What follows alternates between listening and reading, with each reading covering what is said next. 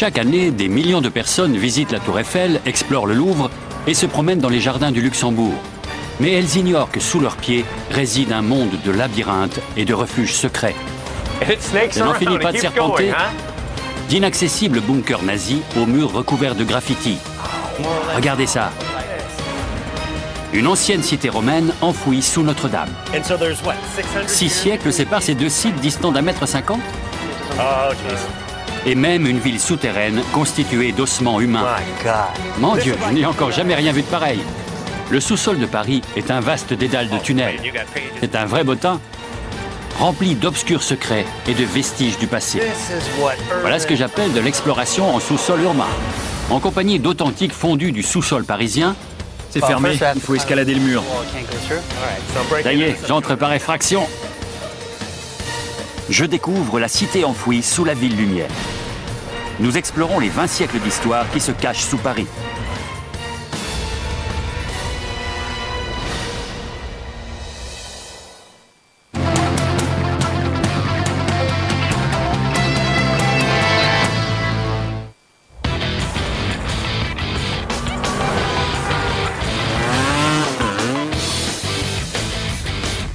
Capitale de la France, avec une population de plus de 2 millions d'habitants, Paris est l'une des plus grandes villes d'Europe. Son histoire est riche et ses sous-sols regorgent de secrets.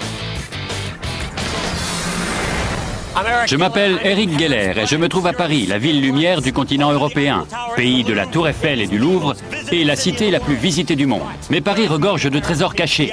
Si les touristes admirent le panorama en surface, il existe cependant un autre monde plus obscur.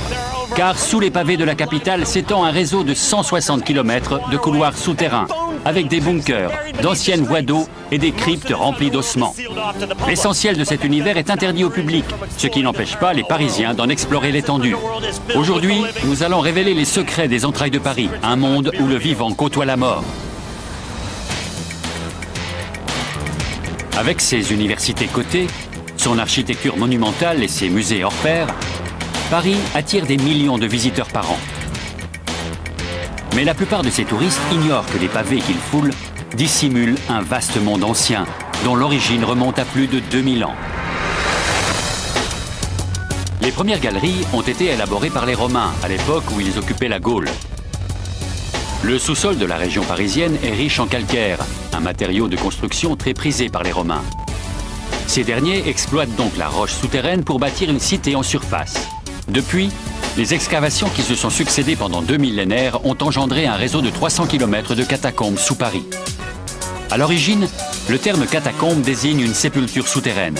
Mais les Parisiens en ont élargi le sens pour décrire le labyrinthe qui sillonne sous les maisons, les rues et les restaurants. Seul 1 kilomètre de ce réseau est ouvert au public. Le reste constitue un univers dangereux et instable. La rumeur dit même que les plaques d'égout ont été scellées par la police pour empêcher la population d'y accéder. Mais il en faut plus pour dissuader les Parisiens. À travers les siècles, les galeries ont servi de cimetière et accueilli les ossements de 6 millions de défunts. Pendant la Seconde Guerre mondiale, les nazis et les résistants ont exploité le réseau. Au fil des années, les rues se sont effondrées et ont été consolidées. Un véritable défi d'ingénierie pour les architectes de la ville. Aujourd'hui, la rumeur prétend que les catacombes abritent des gangs et qu'il existe même une police souterraine qui patrouille les lieux. Mais un groupe connaît les secrets de ce monde souterrain mieux que quiconque. Ces explorateurs urbains se font appeler des cataphiles. Ils ne cessent de trouver de nouveaux trésors au fil de leurs escapades. Ils ont récemment découvert une brasserie du XVIIIe siècle recouverte de graffitis modernes, enfouie une vingtaine de mètres sous un immeuble récent. Un magot que je suis déterminé à voir de mes propres yeux. Le cataphile Clément Vénard me sert de guide dans cette aventure clandestine souterraine. Clément? Oui. Bonjour, Clément. Bonjour Eric. Vous allez me faire découvrir un univers souterrain secret? Oui, c'est ici, sous Paris. Vous êtes prêt à m'accompagner? Allons-y. C'est fermé, hein. Il faut escalader le mur. Il faut escalader le mur? Suivez-moi. Vous avez compris ce que je cherche? Oui. Ça y est, j'entre par effraction. Sur la marche. D'accord. Je suis Clément le long d'une voie ferrée désaffectée. Il y a plein de cadavres là-dedans. Je sais ce que je dis. Peu de cataphiles ont fait ce que je m'apprête à faire. On se rapproche parce que ce tunnel a l'air bien sombre. Il n'en finit pas. Oui, il est assez long. L'entrée se trouve par là. C'est très sombre, alors mettez cette lampe frontale. Et il y a un trou dans le mur qui mène aux catacombes. Voilà l'entrée. Ça? Oui, ça n'a pas l'air conçu pour. Quelqu'un a forcé l'accès? Tout à fait. Passe devant. En me faufilant à travers le trou, je quitte la surface pour une exploration de 8 heures.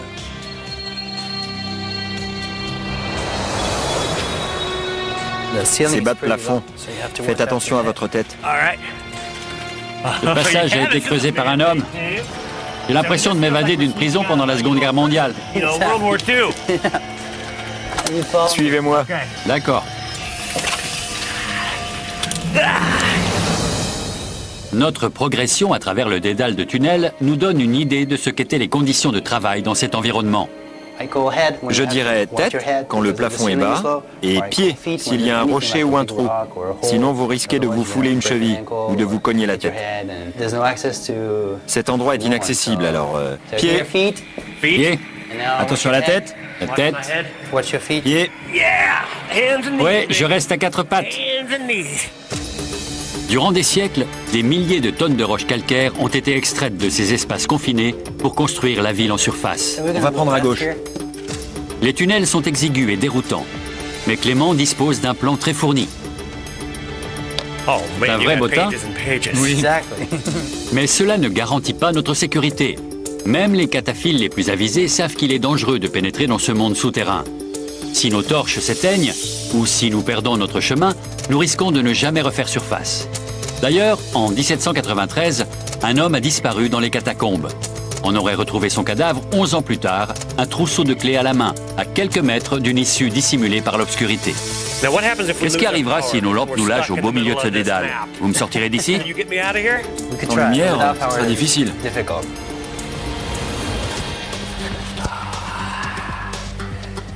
Voilà ce que j'appelle de l'exploration en sous-sol urbain. Clément m'emmène sur un site que seuls quelques initiés des entrailles de Paris connaissent, la brasserie perdue.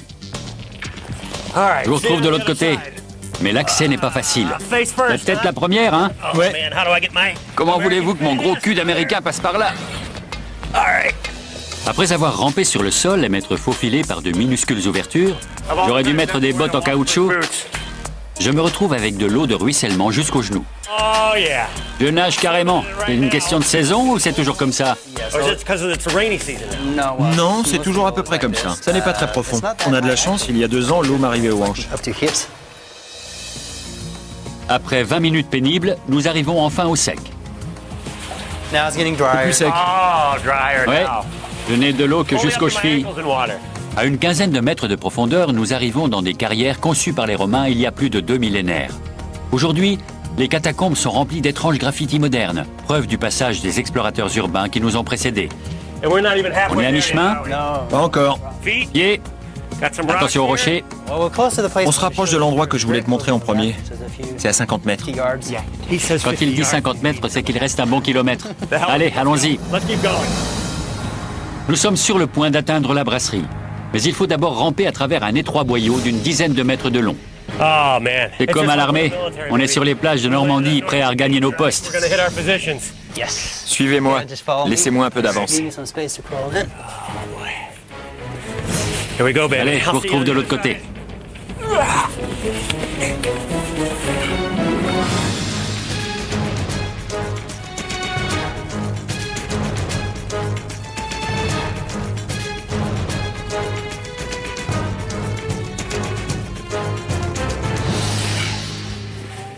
J'ai connu pire. On s'éclate. Bien, où sommes-nous? Qu'est-ce que je vois là? La brasserie est au-dessus. Ici, c'est la cave où ils entreposaient les barillets, le vin et les réserves. C'est la cave d'une brasserie? Oui, c'est une grande pièce. Nous sommes dans les caves de la brasserie. Autrefois, l'entrée de l'établissement se trouvait au niveau de la rue, 25 mètres au-dessus de nos têtes. Aujourd'hui, la brasserie a été remplacée par un immeuble moderne. Cet établissement, de taille moyenne pour l'époque, représentait une surface d'environ 2000 mètres carrés. À la fin du 19e siècle, cette ancienne carrière de calcaire était remplie de fûts de bière. une manière ingénieuse de recycler les kilomètres de galeries enfouis sous la ville. Mais également un espace rentable et parfaitement adapté au stockage, compte tenu de la flambée des prix immobiliers de l'époque. Et dans un pays réputé pour ses vins, d'aucuns affirment que ce sont les Français qui ont appris aux Allemands à brasser la bière au 8e siècle.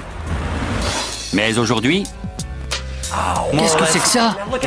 Les murs de la cave sont recouverts de graffitis et de peintures. Une véritable galerie d'art. La brasserie s'est transformée en atelier souterrain pour les quelques artistes qui ont découvert ce lieu secret. C'est une galerie d'art souterraine? Exactement. C'est formidable. Dans la pure tradition de l'art parisien. Quelqu'un a consacré beaucoup de temps à ce travail. Ces artistes entreposaient du matériel pour peindre. Ils ont passé des heures à réaliser ces œuvres. Personne ne se doutait de ce qui se passait ici? Non, personne. Cet endroit est unique au monde. La brasserie a disparu et vers la fin des années 70, cet univers souterrain est devenu un lieu de création artistique clandestin où les cataphiles comme Clément peuvent s'exprimer librement et ajouter leur touche personnelle au sous-sol de la ville. Mais je ne suis pas au bout de mes surprises. Clément m'emmène dans une autre pièce que peu de gens connaissent, un lieu autrement plus lugubre. Le blindage de cette porte est impressionnant. C'est l'issue d'un bunker nazi qui date de la Seconde Guerre mondiale. Pendant l'occupation allemande, les nazis ont utilisé ces tunnels comme abri de fortune contre les bombardements. Le lycée, situé à une vingtaine de mètres au-dessus de nos têtes, a servi de QG à l'armée de l'air allemande. La Luftwaffe, ils étaient au-dessus? Oui. Et cette pièce leur servait d'abri? Tout à fait. Les nazis ont exploité les kilomètres de tunnels pour se protéger contre les bombardements, mais également pour mener des opérations secrètes. Ils ont scellé les issues avec des portes blindées. Ils scellaient les issues grâce à ce dispositif. Ce mur de briques est renforcé par des ferrures. Il y avait même des bancs pour patienter. Ce sont des bancs? Oui. Ils étaient disposés comme ça. Voilà une des barres. Ils s'asseillaient dessus en attendant les bombardements. Et de l'électricité pour travailler en sous-sol.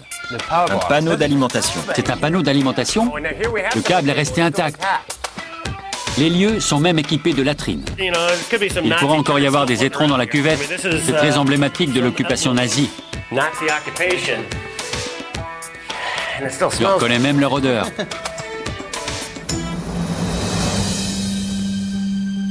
Ce que les officiers allemands ignoraient, c'est qu'à moins de 800 mètres de là se trouvait le QG souterrain de la résistance française. Les deux camps évoluaient en sous-sol, sans se douter que l'ennemi était à quelques mètres de là. Durant la Seconde Guerre mondiale, les protagonistes prennent pied dans les sous-sols de la capitale. Mais les forces ennemies ignorent qu'elles partagent le même monde souterrain et ne sont séparées que par quelques mètres de parois rocheuses. Paris n'ayant subi que de légers bombardements, la robustesse des abris n'a jamais été mise à l'épreuve et les QG des Allemands et de la Résistance sont restés secrets.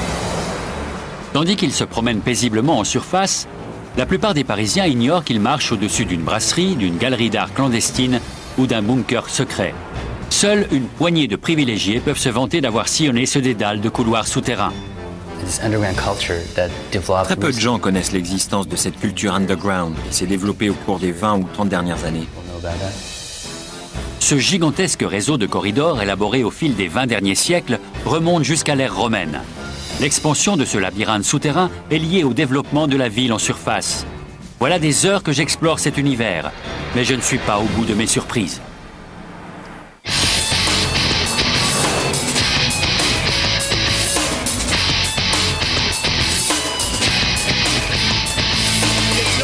Aujourd'hui, tout le monde s'accorde à dire que Paris est l'une des plus belles villes du monde. Mais son passé obscur n'est pas si éloigné. Sous le bitume que je foule, il existe d'immenses cimetières qui contiennent les ossements de plus de 6 millions de personnes. Une véritable nécropole souterraine.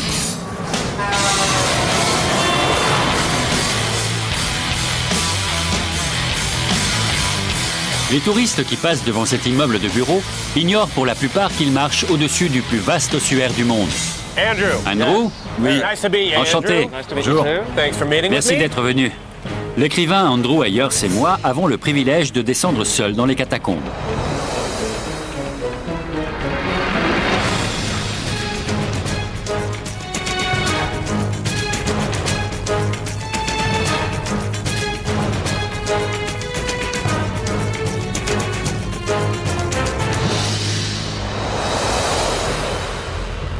Les couloirs que nous parcourons ne représentent qu'une infime portion des 300 km du réseau issu de l'exploitation du calcaire à travers les siècles. À chaque pas, nous nous rapprochons d'un monde constitué d'ossements. Nous arrivons devant l'entrée des catacombes. L'inscription au-dessus de la porte parle d'elle-même. Arrêtez, c'est ici l'Empire de la Mort. On entre? On ne nous y invite pas, mais allons-y. Ça y est, nous avons franchi le seuil de l'Empire de la Mort. C'est fait. Il n'y a pas de cadavre récent, n'est-ce pas? J'espère que non. Comme vous voyez, les os ne manquent pas. Ils sont alignés contre les murs. Mon Dieu. Je n'ai encore jamais rien vu de pareil.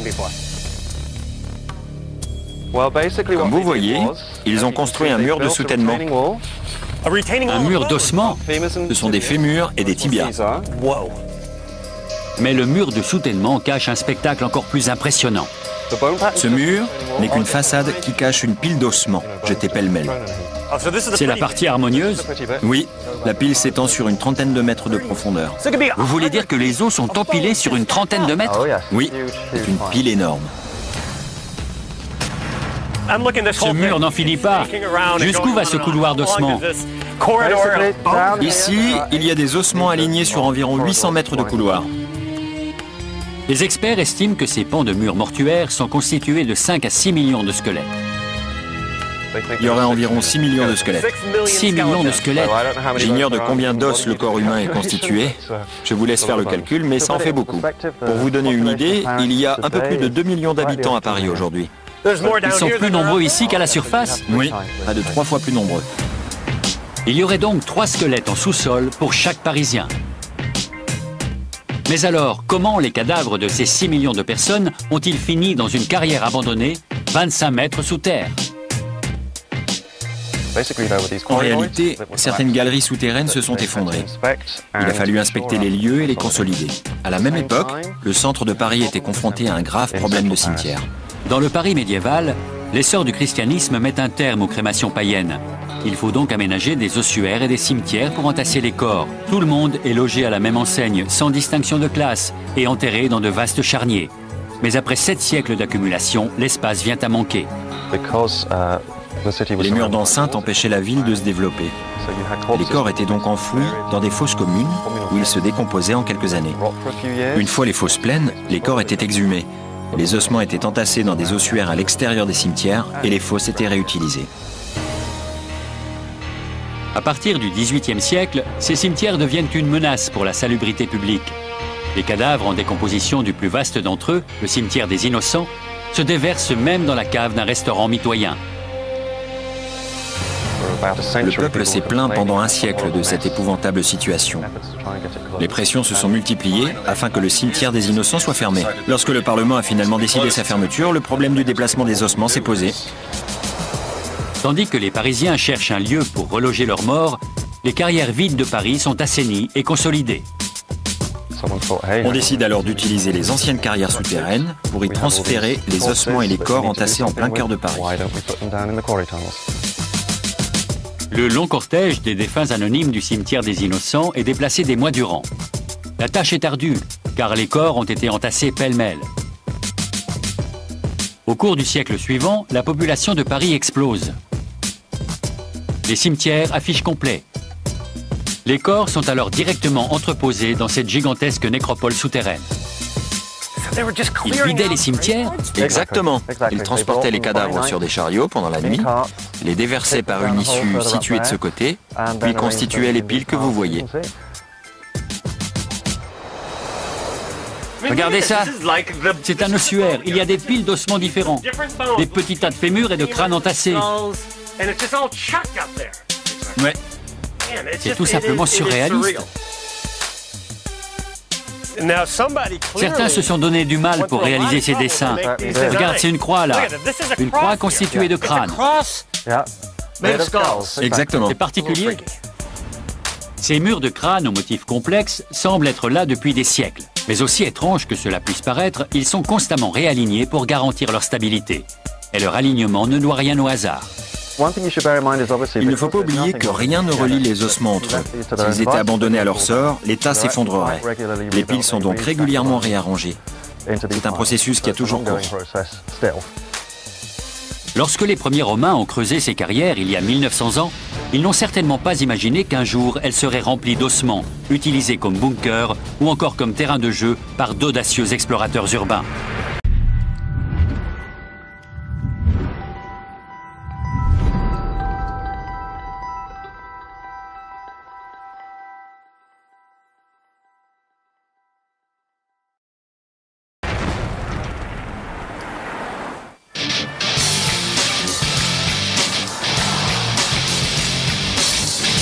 Bien avant que la ville de Paris ne voie le jour, la religion avait déjà une part active dans la création d'un monde souterrain.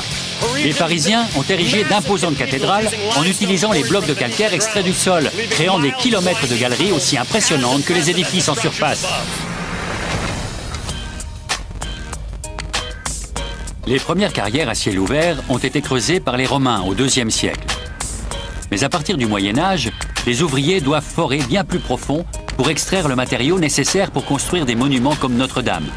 Au fil des excavations, le réseau de galeries souterraines s'agrandit. Un demi-siècle plus tard, les carrières sont abandonnées, car elles constituent désormais une menace sérieuse. La ville, en pleine expansion, commence à s'effondrer sous son poids. Des ouvriers sont alors envoyés sous terre pour combler les galeries et renforcer la structure du réseau qui parcourt le sous-sol de Paris. Ce travail dangereux fait de nombreux blessés, mais l'hôpital le plus proche est encore trop éloigné. Vers la fin du XVIIIe siècle, un groupe de moines capucins fonde un hôpital destiné à accueillir les ouvriers qui travaillent sous leur monastère.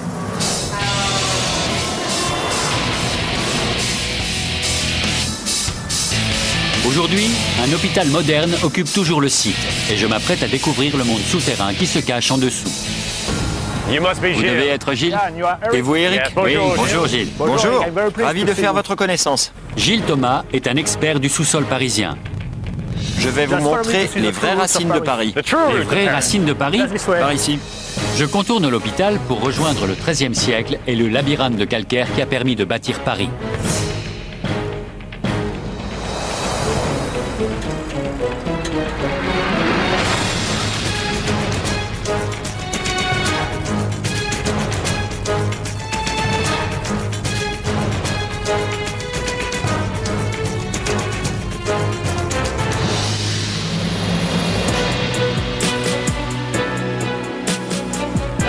Voici la véritable entrée des carrières.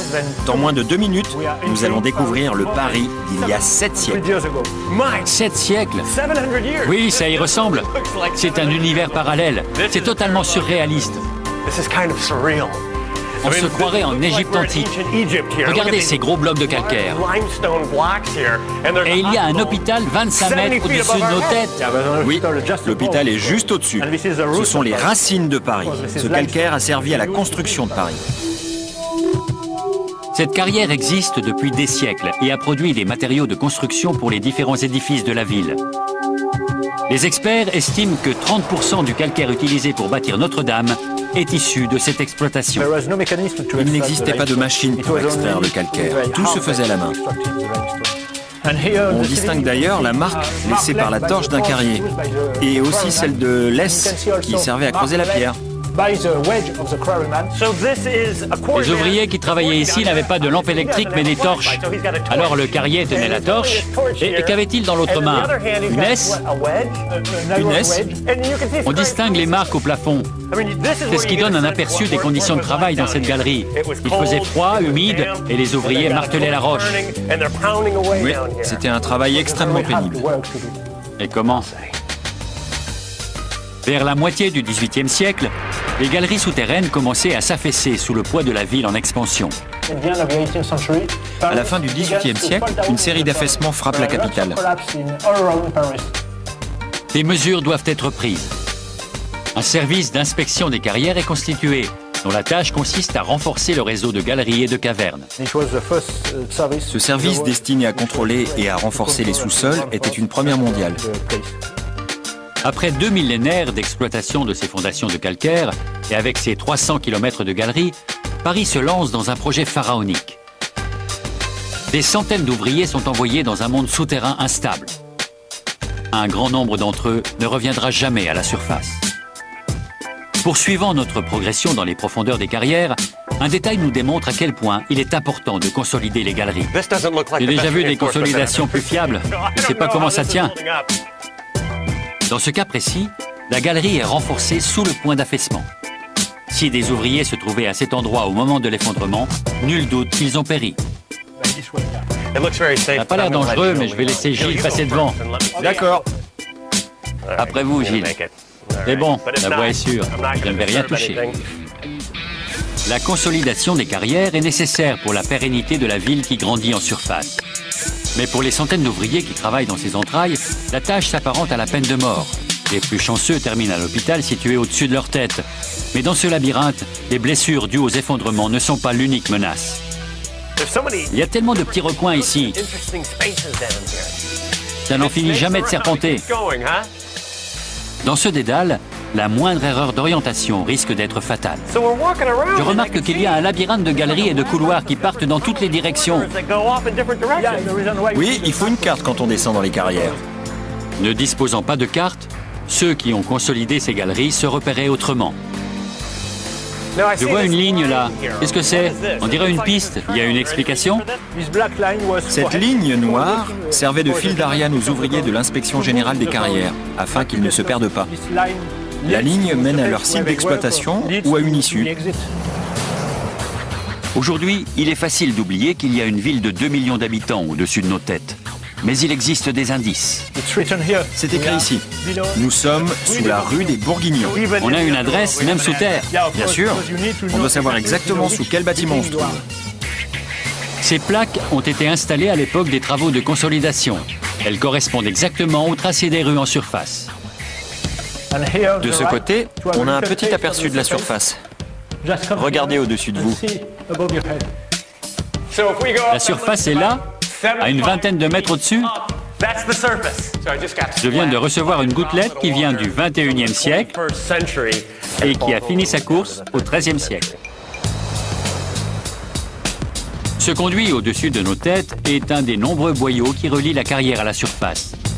Ils étaient équipés d'échelles et d'escaliers en colimaçon et ont été construits au 19e siècle pour faciliter l'accès des inspecteurs. Ils permettaient aux ouvriers d'inspecter et de consolider les galeries sans traverser ce dédale infini. Le pilier à bras que vous voyez ici a été monté entre le 15e et le 16e siècle pour renforcer le ciel de carrière. Au fil des siècles, des dizaines de piliers de soutènement ont été ajoutés. Sans eux, Paris et son labyrinthe en sous-sol n'existeraient pas aujourd'hui. C'est du calcaire massif. C'est un sacré pilier. Mais comment ces énormes piliers ont-ils été transportés jusque-là? La réponse est simple. Ils ont été construits sur place par les ingénieurs qui ont creusé un puits et maçonné leur propre structure à l'aide de mortiers de chaux 20 mètres sous terre. C'est un puits? Oui, le rebord d'un puits. L'eau de ce puits servait à assembler les piliers de soutènement. Cette eau servait à lier les structures? Oui, elle n'est pas potable. Elle servait à faire du mortier. Ce sous-sol est un vrai joyau. Les carrières qui ont permis à la ville de s'étendre ont failli entraîner son effondrement. Mais grâce au courage des ouvriers et à des techniques ingénieuses, les galeries situées sous l'hôpital sont restées intactes et soigneusement préservées.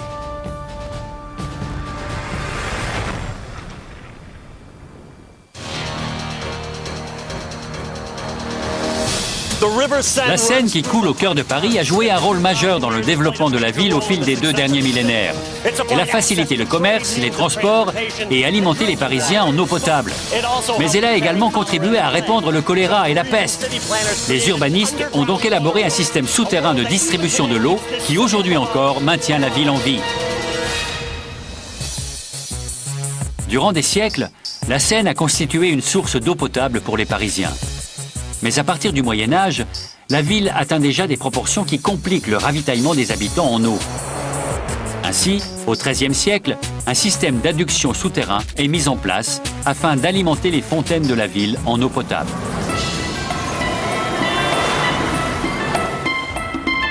Je m'apprête à explorer les profondeurs de l'infrastructure urbaine de Paris, pour découvrir une merveille d'ingénierie qui a permis à la ville de s'épanouir en surface.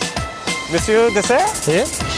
Bonjour. Bonjour, good morning. Merci de vous être déplacé. C'est un plaisir. Gérard Dussert est un expert du sous-sol parisien. Nous avons rendez-vous dans le jardin public de ce quartier paisible. Vous êtes prêts? Oui, Allons-y, suivez-moi. c'est parti. Pour rejoindre le premier aqueduc du Paris médiéval.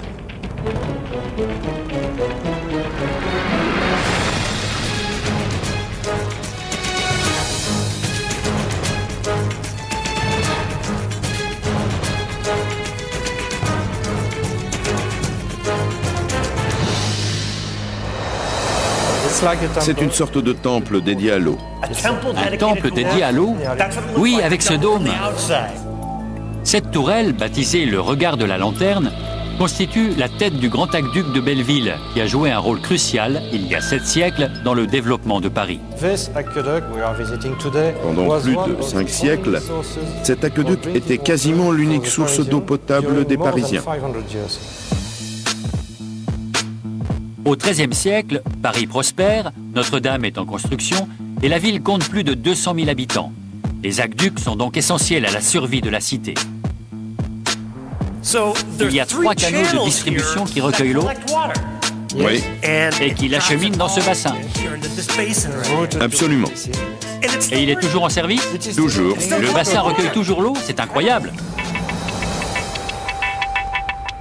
Les ingénieurs du Moyen-Âge ont imaginé un système pour recueillir cette précieuse ressource. L'eau de pluie s'écoule naturellement à travers les sols avant d'atteindre une couche d'argile. Puisqu'elle ne peut pas filtrer à travers l'argile, l'eau s'accumule dans les rigoles et dégouline dans le bassin central. Bien que vieille d'un demi-millénaire, cette technique rudimentaire fonctionne encore de nos jours, cachée sous un jardin public. Mais ce n'est pas tout. Qu'est-ce que vous avez là? Suivez-moi. D'accord, c'est une vieille lanterne. Nous remontons jusqu'à la source en suivant le parcours de l'eau.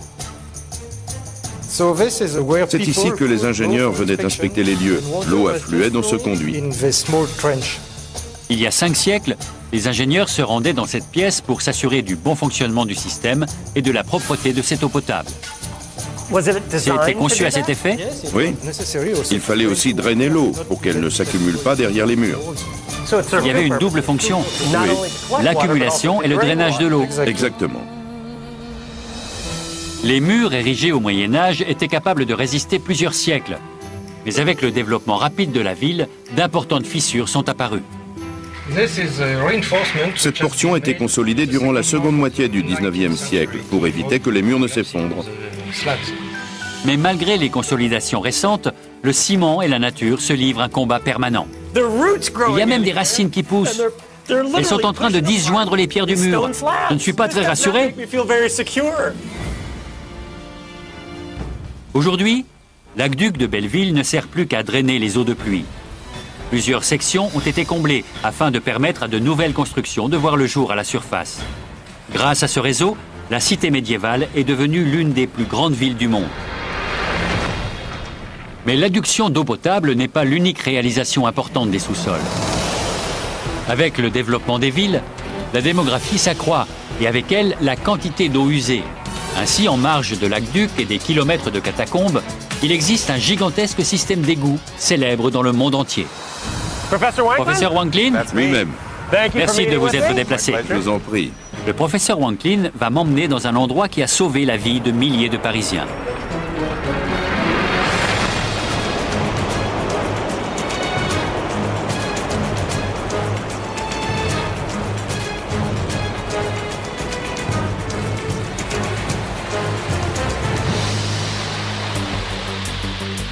Nous sommes dans l'une des sections des couloirs d'égout aménagés il y a 150 ans sous les rues de Paris. Les Parisiens ignorent la chance qu'ils ont de disposer d'un tel réseau. Les premiers systèmes couverts d'évacuation des eaux usées de la ville apparaissent au XIVe siècle.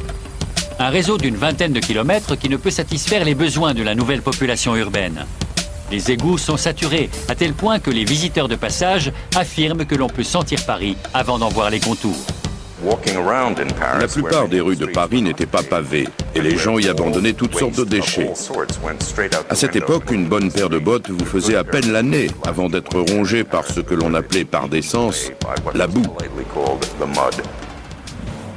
Les conditions sanitaires épouvantables de la ville entraînent une violente épidémie de choléra, une infection bactérienne qui se propage par les eaux souillées. L'épidémie de choléra de 1832 a tué près de 20 000 Parisiens. 17 ans plus tard, une nouvelle épidémie a fait encore 16 000 victimes. Les eaux contaminées menacent de décimer la ville. Paris décide donc d'étendre son réseau d'égouts, qui à l'époque devient le système le plus moderne et le plus efficace du monde. En l'espace de 20 ans, 540 km de galeries sont aménagées. Aujourd'hui, le réseau fait plus de 2000 km. Mis bout à bout, le réseau atteint aujourd'hui 2300 km, soit la distance entre Paris et Moscou. Mais les égouts ne constituent qu'une petite partie de l'univers souterrain de la ville. Il y a le métro, les catacombes, les parkings souterrains. Les entrailles de Paris sont un véritable gruyère. Sans cette abondance de réseaux souterrains, la capitale n'aurait jamais survécu.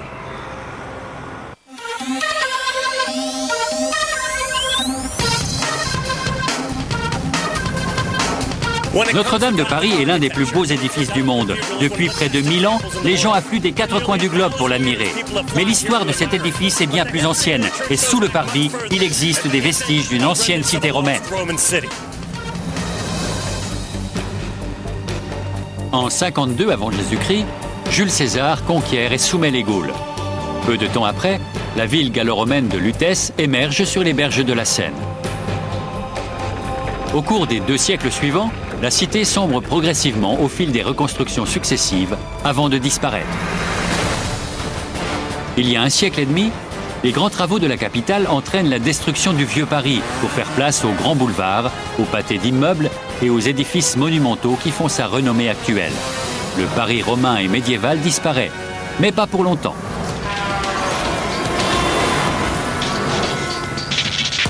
« 150 ans après la restructuration de la ville, les ingénieurs du sous-sol parisien révèlent l'ancienne ville gallo-romaine. Mon voyage à la recherche de la cité enfouie de Lutèce commence au pied de l'un des plus célèbres monuments au monde, Notre-Dame. Vous devez être Hélène ? Vous devez être Eric.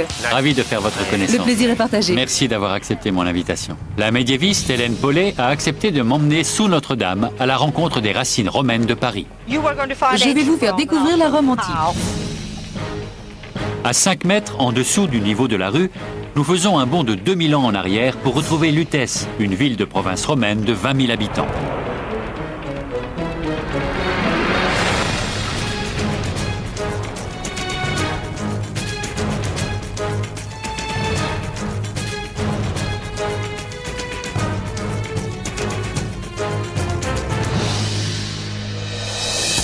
Depuis ce quai, les pêcheurs et les débardeurs approvisionnent l'empire de denrées grâce à l'un des plus hauts faits d'armes de l'ingénierie romaine, les routes.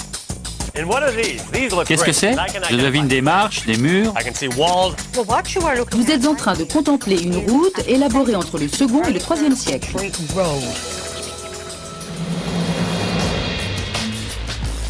Les rives florissantes de Lutèce en font le premier port de France dont nous ayons eu connaissance. Son emplacement idéal le long des berges de la Seine permet à la ville de prospérer. Le commerce avait lieu dans un forum. À l'extérieur de la ville, il y avait une arène qui servait d'amphithéâtre pour les représentations et les combats de gladiateurs. À l'endroit où se trouve Notre-Dame, il y avait un temple à la gloire de Jupiter. La ville était petite, mais agréable. La petite ville, avec ses temples et son arène, s'étend le long des berges de la Seine.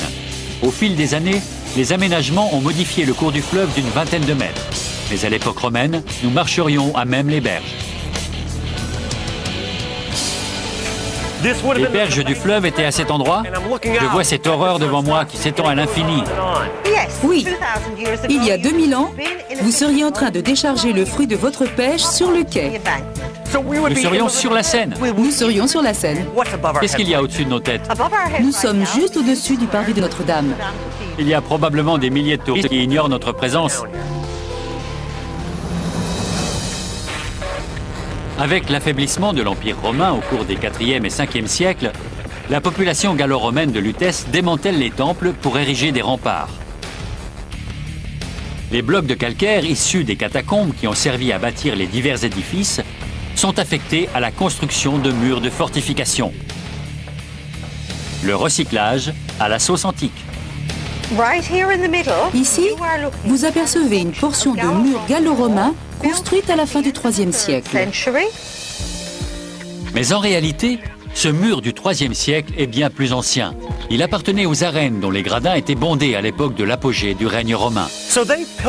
Ils ont donc chapardé les pierres des arènes pour faire un mur à cet emplacement. C'est exactement ça. Ils ont érigé une muraille à cet endroit à cause de la première invasion barbare, à la fin du IIIe siècle. Toutes sortes de peuples envahissaient l'Empire à cette époque. Les tribus germaniques, puis les Normands. Il y a également eu Attila et les Huns en 451. Au 5e siècle, une tribu d'envahisseurs, les Francs, franchissent ces murs d'enceinte. Ils s'approprient le territoire et lui donnent le nom de France. Ils bâtissent alors une cathédrale sur le site de Paris, qui devient la capitale. Ici, sur la droite, vous avez les ruines de l'église Sainte-Geneviève. Ils ont érigé une église pour conserver leurs reliques à l'abri, derrière les murs. Elle date de quand? Du 9e siècle. 6 siècles séparent ces deux sites distants d'1,50 m. Tout à fait. Le site est de nouveau utilisé en 1163, cette fois pour y bâtir l'une des structures les plus imposantes du monde, qui se trouve être juste au-dessus de nos têtes. Beaucoup de gens viennent visiter Notre-Dame parce qu'ils associent cette cathédrale à l'architecture gothique. Et ils en profitent pour voir la Tour Eiffel, le Louvre ou les vastes boulevards qui mènent à l'Arc de Triomphe. Mais peu d'entre eux ont conscience de ce qui se trouve en dessous. Un monde de vestiges issus d'une ville romaine disparue, des catacombes remplies d'ossements, des prodiges d'ingénierie qui ont sauvé la ville des épidémies, et même des bunkers dont les murs sont devenus un lieu d'expression pour les artistes contemporains. Sous les pavés de Paris s'étend un labyrinthe de calcaire qui date de l'Empire romain. Un monde où l'art côtoie les bunkers nazis, les squelettes et les crânes. Aujourd'hui, les explorateurs modernes ajoutent leur touche personnelle. Alors la prochaine fois que vous passerez au-dessus d'une bouche d'égout, pensez à ce qui se cache sous vos pieds.